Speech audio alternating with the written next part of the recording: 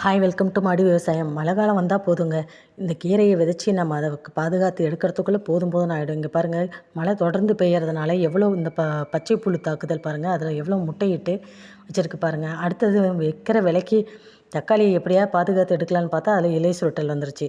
அடுத்தது எலுமிச்சை, இதில் பாருங்கள் பச்சை புழுவும் கருப்பு கலர் புழுவும் உட்காந்துட்டு இந்த இலையை பூரா சாப்பிட்டுட்ருக்குது.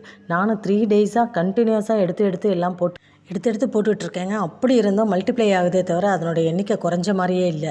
சரி, இது என்ன, இதுக்கு மேலே இதை விட்டோம்னா இது நமக்கு எதுவுமே வச்சுருக்காது. ஏன்னா இலை செழிப்பாக இருந்தால் தான் அதில் வரக்கூடிய பூக்களும் காய்களும் நல்ல திரட்சியாக கிடைக்கும். ஸோ அதனால் இப்போ என்ன பண்ணிடுறேன்னா மீன் அமிலம் தான் ஸ்ப்ரே பண்ண போகிறேன். ஸோ இதெல்லாமே வெஜிடேரியன் பூச்சி. இதை துரத்துறதுக்கு நம்மக்கிட்ட இருக்கிற கைவசம் மீன் அமிலம். அதனால் மீன் அமிலம் 1 லிட்டர் 10 mlன்னு சொல்லிட்டு எடுத்துகிட்டு 3 லிட்டர் தண்ணியில் 30 ml கலந்து ஸ்ப்ரே பண்ணிகிட்ருக்கேன். இதை தொடர்ந்து 3 டேஸ் 4 டேஸ் பண்ணோம்னா சரியாகிடும். தேங்க்ஸ் ஃபார் வாட்சிங்.